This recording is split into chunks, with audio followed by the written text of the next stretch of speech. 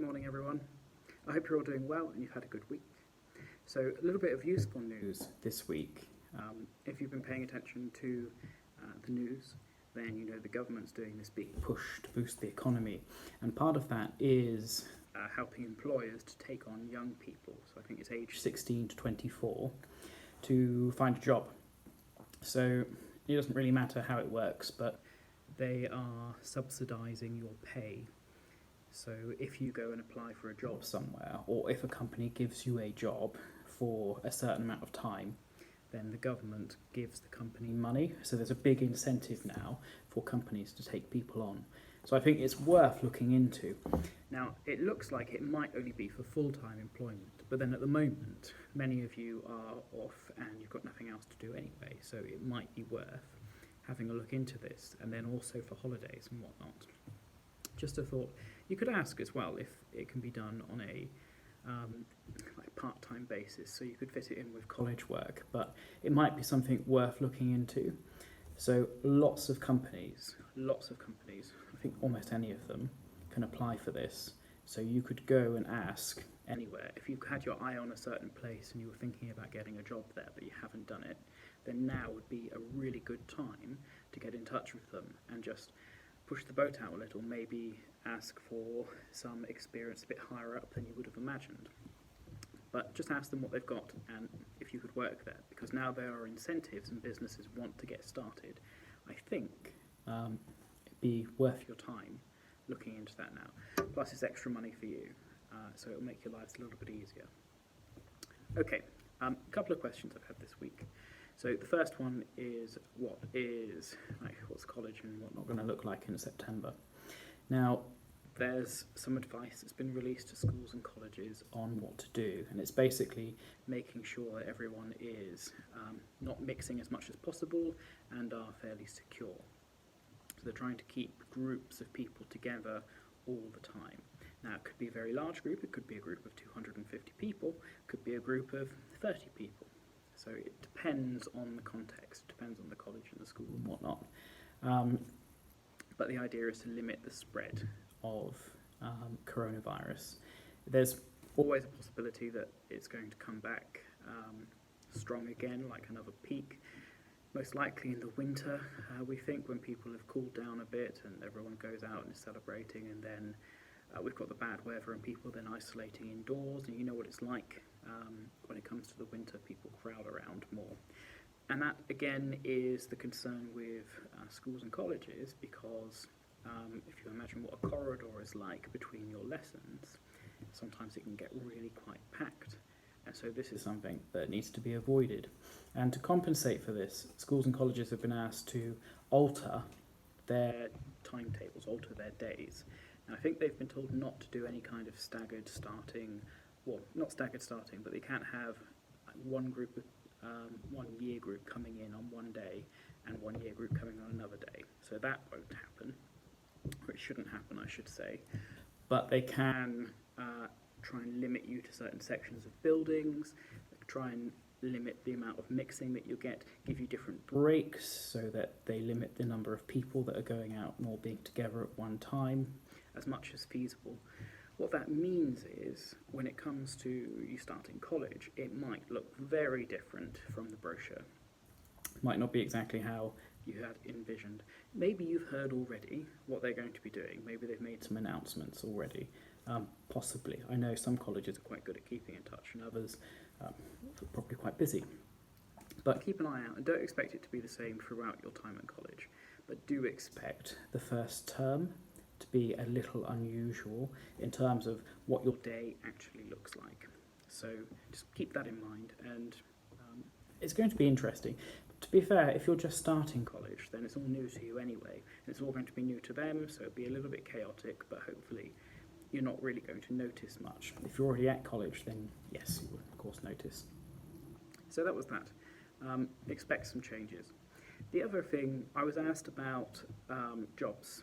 So whether or not you should go for paid work or volunteering somewhere. And I think it's a good question, and it depends on what you want to do. So if you just want to get some money, and obviously pay your way and get some experience working somewhere and going through the whole thing, then obviously getting a paid job is your best option. The advantage of doing volunteering is that you could potentially volunteer at a company that you don't have the qualifications for. Like any of us now could go out and get a job working at a supermarket, stacking shelves. We can all do that now once we've got your GCSEs. That's not a problem. Or even before, for some places. We could all go and do, it's not necessarily unskilled work, but it's work that doesn't require a lot of, well, it doesn't require training, but doesn't require a lot of qualifications. There are many jobs that are just like that. You can go and work in a shop, selling things, stacking shelves, potentially working at the checkouts, depending on your age. Now, there's that, which is fine, but you couldn't get a job, say, working in a hospital, going around and seeing patients.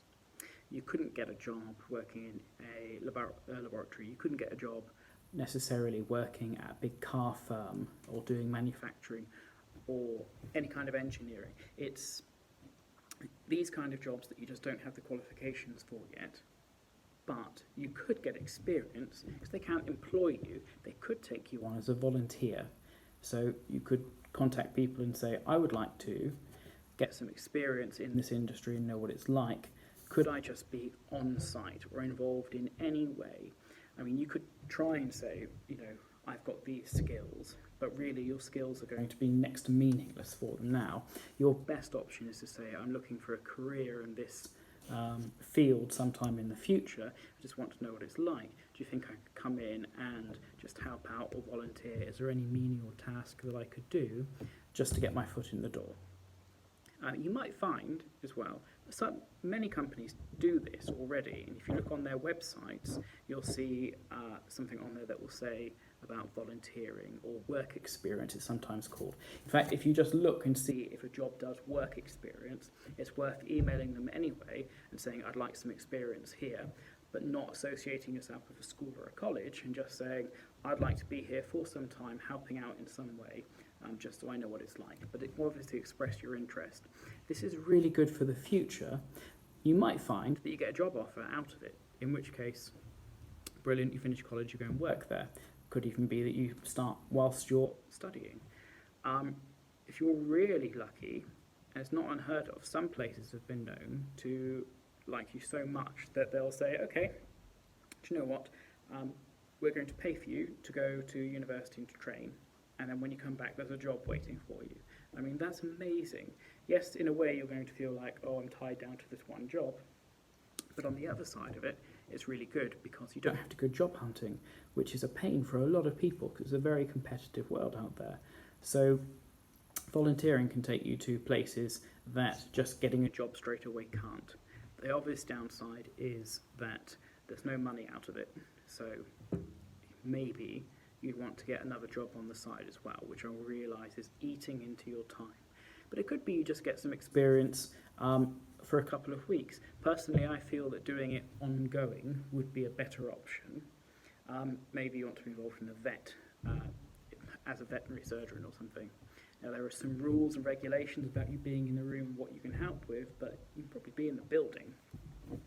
But I think if you're looking for long term, then maybe go for a longer placement with them. So a couple of weeks maybe, or just say, can I do 1 day a week, one evening a week, forever, or as long as possible, and then see what they say. Those are your options. I think the longer you're there, really, if you're there every week, then it's a good way to get to know people. Obviously, you can do it either way, but I think longevity is probably puts you in a better place when it comes to trying to get a job there in the future. That's what I would suggest anyway. So, yeah, I think most of you should probably go for getting a job and getting some money in and then saving, because there are going to be things that you want to buy and your parents can't afford to buy everything for you all the time. And you're becoming adults now, so it's time to start earning things, and you might find that you're thinking about moving out at some time. in which case saving up to help you with that will be really important. If you want to move out, you've got to pay hefty deposits. Even if you're renting somewhere, you can rent with friends, I suppose, if you want to, but you've got to save up a lot. Could be 6 weeks worth rent, which around here could be anything up to £2,000. Could be mad. So I would work on saving. But volunteering is a really good option if you've got in your mind that you're quite interested in a particular thing already. So go for the volunteering. So that's it for the academic questions today. I have been asked about how people deal with depression. So I know a lot of people at the moment are feeling quite low and down. And yes, there's a difference between being depressed and being low and down. Everyone gets a bit low and down every now and then. But depression, like this crushing feeling when you wake up in the morning and like everything's okay for a split second before you realise the life that you're in, and then suddenly like everything feels horrible and you constantly feel weighed down by things. Maybe it's something that's happened to you in the past that's just keeps going through your mind. Maybe it's something you've said to someone. Maybe it's something you haven't said to someone. Maybe it's just choices. Maybe it's simply a consequence of you being locked in all the time, not really seeing anyone, or you've lost contact with people since the lockdown, your social life has died, no one's following you on Instagram anymore, I don't know. But there's a lot of people out there that suffer with a crushing depression. I think the hardest thing with dealing with this, I can't give you in 2 minutes a couple of tips that's going to change your life forever. There's no clickbait here. Talking helps, and it's horrible, and you won't like doing it, but talking about your problems helps. There's a caveat there. You don't talk to each other. Yeah, you can tell your friends, but, and hear me out here, the risk is, one side of it, you go and tell your friends, oh, I'm feeling depressed. And you do this all the time because you genuinely are feeling depressed. And then your friends, who are really quite young and have little life experience as well, will just start to distance themselves from you because they'll think, oh, you're just quite a downer, like everything you say is just bringing me down. I don't want your depression on me. I don't want to have to deal with this. I can't deal with this. They've got their own problems anyway, and you're adding to them. As far as they're concerned, that's not true for everyone, but you can understand how it might be the case. You can also understand how if you're feeling depressed and really down, then perhaps your friend is as well. And if you haven't wanted to say anything to them, then maybe they haven't wanted to say anything to you, and then you decide to start talking to them. They could also be depressed, and then you're piling things onto them as well. It's not great to talk to your peers. It's not great to look for advice on social media. Now, I'm just going to use the term social media here as a blanket term because there are new things popping up all the time. It is an awful resource for getting any kind of help with depression because it's all the same thing. It's drink yourself stupid, dump your man, woman, whatever, and go out and find someone else. Sleep around as much as possible. Turn to drugs, turn to cutting yourself, run away. It's nonsense. It's it's worse than nonsense, it's really bad advice, it's wicked advice. Because each of those things that I just said, they don't make your life better, they make your life worse. Now it could be that someone's on there and they're saying, this worked for me, here's my story, hashtag so proud, hashtag brave. It's nonsense. No one puts up everything that's really bad onto social media unless they're just attention seeking. The whole thing is vile. Stay away from social media for help. There are people who are actually trained to help. There's an organisation called CAMS, which is good if you can get a place there, and it's their job to help people with their mental health. There are therapists and there are counsellors, and your first step would be going to see perhaps a GP or talking with an adult. Now, you might think, oh, going to a GP, not great, because maybe they're just going to give you antidepressants, and I agree. I don't think that's great. I don't think that just throwing pills at yourself is the best way of dealing with things. But a counsellor or a therapist, I don't know the difference, sorry. I think it's just a different qualification. If you go and see someone, a professional, and talk about it, then they're not necessarily just going to give you drugs and make it go away. Because the drugs don't make it go away. They just push it down and it's still there. They will help you to talk about whatever it is that's making you feel this way. And you might not even know what it is. It could be something you've repressed. It might not even be a particular event. It could just be a series of things. But you talk about it, and in doing so, you explore it a little bit with them. They try and take it apart and basically render it powerless. So whatever this thing is, this oppressive thing that feels like it's sat on you and weighing you down, they help you to identify it and they help you to take it apart. It's not a quick fix. It might not even be a permanent fix. Most of the time, when things have made you depressed, an element of it will remain with you forever. But they give you the tools you need to deal with it so it doesn't keep swinging around and then bringing you back down again. Everyone goes through really dark times in their lives. I'm not immune to it myself. But the trick to it is exposing it and exploring it with someone else there. Not a peer, not someone else who can't really give you any advice and will just panic, hug you and say, oh, it'll be fine, don't worry about it, it'll be fine. What use is that? There's no use. What you need to do is go out and seek actual help. It doesn't mean you're crazy if you do it, and I don't even think that being crazy is necessarily a bad thing anymore, but it just means that you're mature enough to go and get some help. It's horrible, because you're in a room and there's someone that you don't know, and they're trying to be really nice and really down with it and whatever else most of the time, and they're going to be asking you, why do you feel like this? What made you think like that? Why do you think this happened? Blah, blah, blah. And it's really cringy, really. It's not a pleasant experience. It's not going to be a pleasant experience, even though they'll say, I'm going to try and make this as easy as possible and really comfortable and things. Some people go for that. They love it and they find it works for them.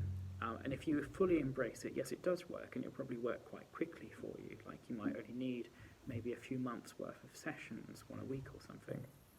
For some people who are a bit more resistant, it can take a bit longer because it takes you that much longer to open up. But once you do, and once you start talking through these things, the more you discuss it with that same person, and each day you remove a little bit of its power over you, you get a little bit better. As I say, it's not quick. And it's not the same as saying, I'm just going to go in and talk to 10 different people and repeat the same story over and over and over again. Well, you will if you go and see 10 different people. But the idea is you find there's a professional that you go and speak to, and you just speak to them again and again and again until the matter is fully dealt with. And then you're left with some techniques you can do in the future if ever you feel low like this again. But you're a better person for it, and you're much happier. You'll find that you'll be able to sleep again. You'll have a bit of self-respect back in you. Everyone has some intrinsic worth, and any decent therapist, counsellor, psychologist, or whatever will help you to recognise that you have an intrinsic worth, that there's more to fixing problems than looking at the bottom of a bottle or taking a knife to yourself or anything else. I think a lot of people don't recognise how important their lives are and how unique they are. There's always going to be someone who's better at you than in anything. So obviously there's a better person making YouTube videos than me. There's a better teacher than me. There's a better physicist than me. There will be someone who's better at everything that I do than me. And there's going to be people that are worse at everything I do than me. And it's not to say that we're all in the middle. It's just to say there are going to be some things that I'm good at in combination. Like, yes, I could find 30 different people who are better at all the aspects of my life than I am. But then they don't have the same 30 attributes as me. They couldn't do everything that I'm doing. There's innate qualities that we all have that make us unique. And these unique qualities are what makes us special. I mean, there's obviously more to it than that, but my point is that everyone has, merely from being alive, an intrinsic worth to it, to themselves, and to everyone else. Like, there is a value on your life that is more than just like a number, a numerical value. Everyone in your life, you're around, interact with you, and you affect them in your own special, unique way, sometimes good, sometimes bad, but you have an impact on everyone around you. You should never want to rob the world of that, and you should never forget that your life is more than you think it is right now. It has value to other people, it has value to your future self, and any depression that you're feeling right now is a temporary thing. It is temporary. It might be a week, it might be 5 years, but it will end, and the best way to make it end, other than recognising your own self-worth, is your own worth to everyone, is to go and talk to a professional about it. There are plenty of websites and organisations that you can look up that will start you off, but I would just do a quick web search for counsellors, therapists for young people locally, so insert where you live, and then type in, I would like to find this, or go to your GP. I think maybe your GP would be your first bet. Speak to them and say, could they recommend someone, or could they recommend something local that you could go and speak to or go and see. That would be your first bet. It's their job. That's what they do. No judging, no judgment whatsoever. Not going to make you feel bad, but that would be my first step. All right, I hope that was useful. I do hope you have a nice week. I know it's a bit of a low topic. That's fine. It's just what people ask and what people need help with. If I've said anything today that you'd like to discuss, then please do get in touch. Email me, ask me some questions if you like. Keep the questions coming as well. It's exciting times. We're going to find more out about what the rest of the year is going to look like. I hope you're all doing really well, and I look forward to seeing a lot of you on Results Day. Until then, take care, and I'll see you next week.